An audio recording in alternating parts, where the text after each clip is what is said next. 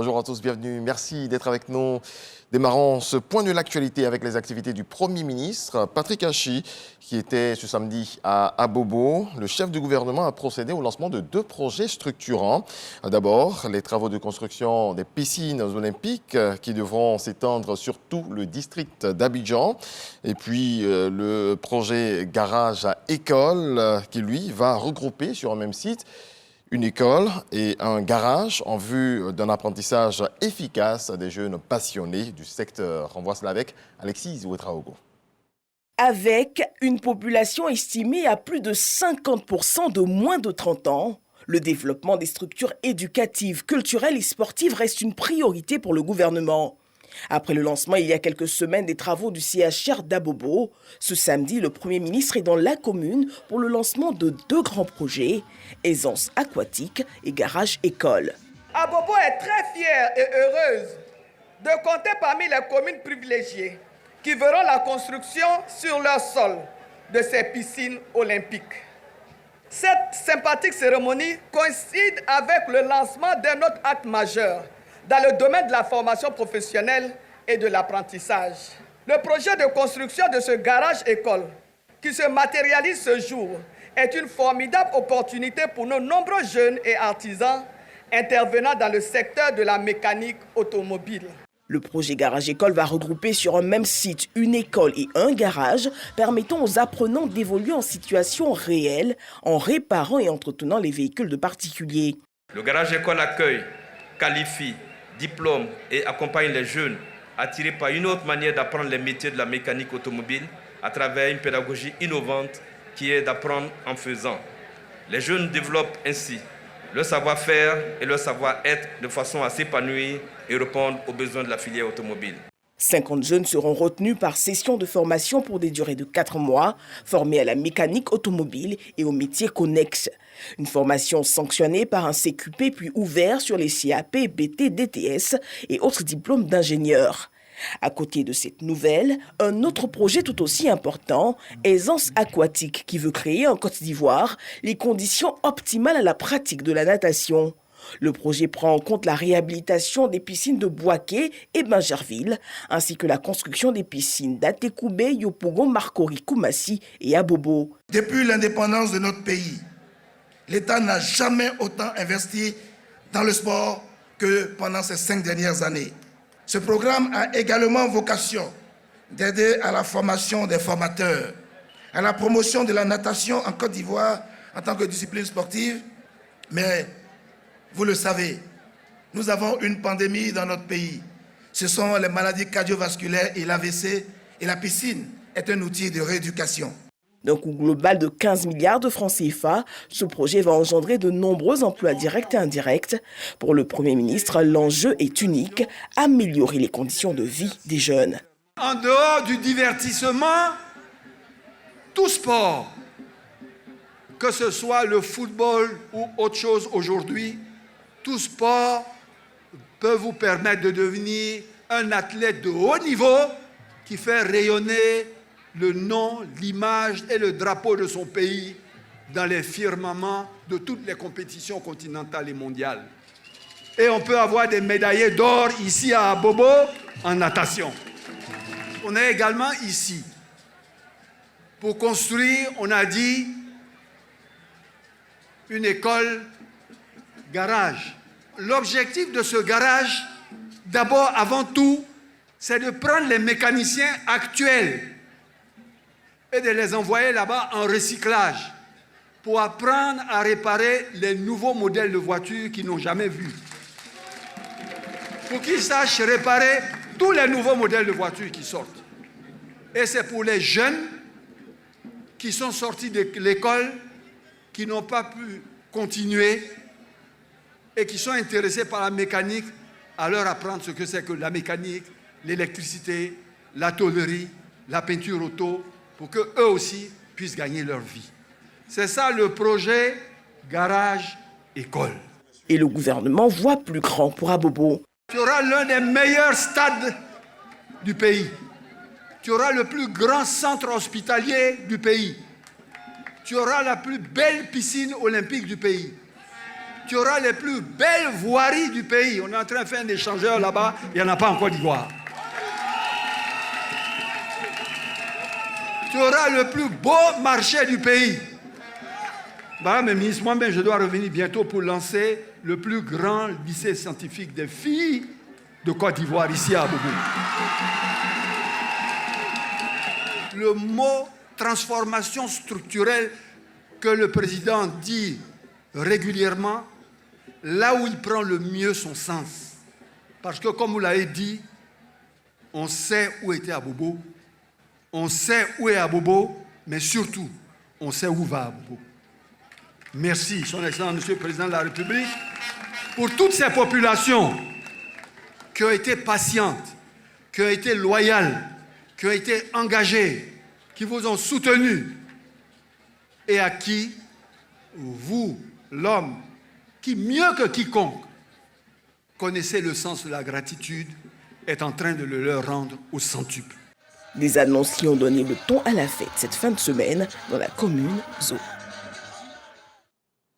Autre volet de l'actualité, le Libéria signe un contrat d'achat d'énergie avec la Côte d'Ivoire.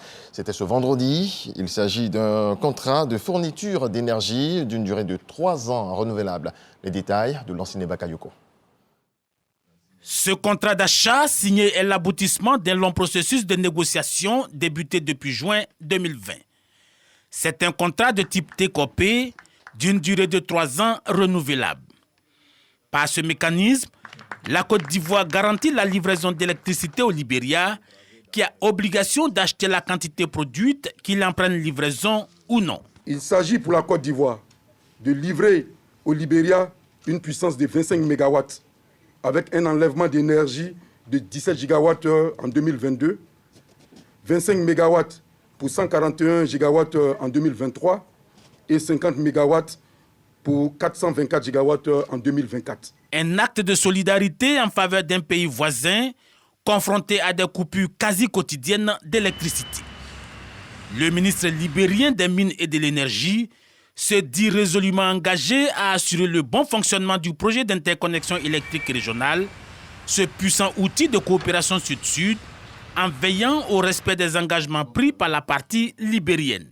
La crise globale d'électricité est un défi important à la sécurité d'approvisionnement de l'électricité qui nécessite une planification stratégique entre nos pays. Nous devons réduire notre dépendance des énergies à source thermique et pouvoir favoriser les énergies renouvelables. La Côte d'Ivoire, qui veut devenir un véritable hub énergétique dans la sous-région, multiplie les projets structurants en vue de donner du contenu à ses ambitions.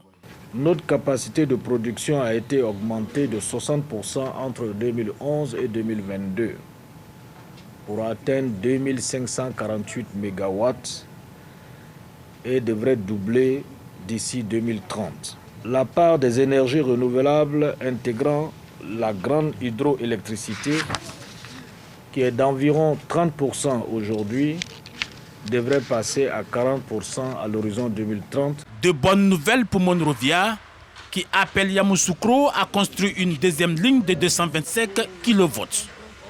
Une autoroute pour alimenter ces énormes gisements de mines qui n'attendent que du courant de qualité pour entrer en exploitation. On en vient à la conférence de haut niveau relative au financement des collectivités, initiative du Fonds mondial pour le développement des villes. Dangui, notre reporter, était à cette conférence dénommée « Finance ta cité ». Il nous apprend que des accords ont été signés. Regardons. Le financement des collectivités, notamment de villes en Afrique, la problématique a rassemblé élus locaux, pouvoirs publics africains et les bailleurs de fonds dans le cadre d'une conférence de haut niveau sur le thème « Finance Your City », en français « Finance ta cité ». L'Agence française de développement a saisi l'occasion pour réaffirmer son engagement à accompagner le développement des villes en Afrique. C'est 3 milliards d'euros d'engagement chaque année maintenant aux faveurs des villes durables. Et on le fait avec une grande diversité d'instruments. On peut financer directement les villes et leurs opérateurs dès lors que le cadre juridique du pays le permet. Co-président du Fonds mondial pour le développement des villes FMDV, initiateur de cette conférence en marge du sommet Finances en commun, le ministre-gouverneur Begri Mambé a invité les bailleurs à avoir une autre vision du développement des villes.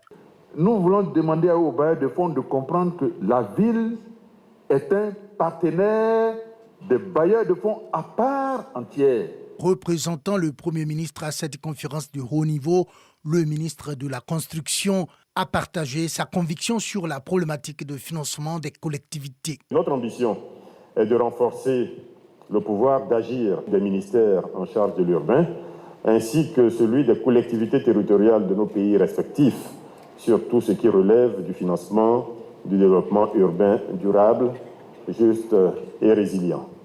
Et nous pensons que le moment est arrivé d'agir ensemble pour construire une Afrique qui s'urbanise sans s'affaiblir. En vue d'accélérer le financement des villes en Afrique, des ministres africains et le Fonds mondial pour le développement des villes ont signé des protocoles d'entente. Le ministre de l'Équipement et de l'Entretien routier, Amédée Kouakou, s'est enquis ce jeudi des travaux d'avancement de la construction de l'autoroute de contournement de la ville d'Abidjan, la Y4, qui à terme devra fortement participer au décongestionnement de la circulation. Le constat du ministre dans ce reportage de Dangui Dangui. Travaux de construction de 2 sections de 26 km de la voie périphérique dénommée la Y4. Depuis la commune de Cocody jusqu'à Anyama, en passant par Abobo, le ministre de l'Équipement et de l'Entretien routier a pris la mesure de l'état d'avancement des travaux et la qualité des ouvrages, n'hésitant pas parfois à interpeller les responsables des entreprises en charge de la réalisation de ce projet. À la fin de sa visite, le ministre Amédée Kofi Kouakou ne cache pas son mécontentement. Sur les 12 premiers kilomètres, globalement, on peut dire que les travaux ne sont pas satisfaisants. Nous allons leur faire une mise en garde, une mise en demeure, de sorte à ce qu'ils puissent accélérer leur cadence. Sur le deuxième lot, qui part donc du carrefour de la route d'Alépé jusqu'ici à Ebempe, nous avons une évolution d'environ 60%, mais les populations qui sont impactées par le projet, beaucoup n'ont pas encore quitté les lieux. Ce qui fait que l'entreprise, malgré sa bonne volonté, n'arrive pas à avancer. Le ministre de l'Équipement et de l'Entretien routier promet de tirer toutes les conséquences relatives à la lenteur dans l'exécution des travaux et rappelle par ailleurs l'importance de la voie périphérique Y4 pour le pays. Aujourd'hui, avec les problèmes de congestion, c'est-à-dire les problèmes d'embouteillage dans la ville d'Abidjan, il était important qu'on puisse donc construire des voies qui permettent donc à nos compatriotes donc de pouvoir circuler correctement. C'est ça la vision du président Alassane Ouattara. Et c'est cette vision-là qui est en train d'être mise en œuvre. Aujourd'hui, à travers cette visite de chantier, nous avons souhaité que l'ensemble du peuple, que les Ivoiriens voient la réalité de ce qui est dit. La Y4 qui est en construction, aujourd'hui, vous avez vu que c'est une réalité. Lancé en 2020, le taux d'exécution financière du projet de construction de la Y4 est de 41%.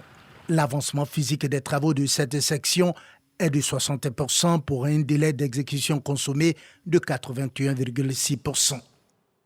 On prend la route pour l'intérieur du pays à présent. À la tête d'une région du Cavali, la ministre Anne-Désirée Ouloto a créé 3 plateformes d'échange périodiques, parmi lesquelles la plateforme Conseil régional chefferie traditionnelle du Cavali. La dite plateforme vient de tenir sa toute première réunion annuelle à Guiglo. Le point de F. notre correspondante dans la région. Plusieurs sujets ont été abordés au cours de la première rencontre annuelle de la plateforme Conseil régional chefferie traditionnelle du Cavali, tenue à la maison des chefs du Cavali à Guiglo et présidée par la présidente des régions, Anne-Désirée Ouloto. Il reste la rue de Taï, il reste aussi le château d'eau des Agnés et quelques collèges de proximité. On a soulevé tout ça là. Elle nous a promis qu'elle va faire. Elle nous a apporté des nouvelles, elle nous a sensibilisé pour le recensement de la liste électorale. Elle nous a sensibilisé sur la carte CEMU. Nous repartons avec ces informations vers nos populations pour relayer. La présidente Anne-Désirée Ouloto s'est dit satisfaite de la tenue de cette première réunion et rassure. Aujourd'hui, le Cavali est en paix, à l'image de notre pays. Et les problèmes posés par les populations, dans le cadre donc de leur mieux-être, sont au fur et à mesure pris en charge, d'une part par le gouvernement et d'autre part par le Conseil régional. Nous sommes heureux de constater que le pays va bien et que le gouvernement et le président de la République travaillent tous les jours à la sécurisation de notre pays, travaillent au maintien de la paix, travaillent donc au rayonnement de notre pays. En marge de cette rencontre, la présidente des régions a offert des équipements d'une valeur d'environ 7 millions de francs CFA à la Maison des chefs. La prochaine réunion de la plateforme aura lieu en décembre. Dans le reste de l'actualité, en Chine, Xi Jinping a été reconduit pour 5 ans comme secrétaire général du Parti communiste chinois ce dimanche, lors d'un vote à huis clos à l'issue du 20e congrès du PCC. Selon l'agence officielle, il devrait donc être officiellement confirmé à la présidence du pays en mars 2023. Et puis le milliardaire autrichien Dietrich, fondateur de l'entreprise de boissons énergisantes Red Bull, est décédé à l'âge de 78 ans, a annoncé l'entreprise tard ce samedi 22 octobre dans un communiqué. La fortune de l'homme le plus riche d'Autriche est estimé à 27,4 milliards de dollars, soit environ 18 000 milliards de francs CFA. Voilà qui marque la fin de ce point de l'actualité. Merci à vous tous de votre attention. Paix dans vos foyers.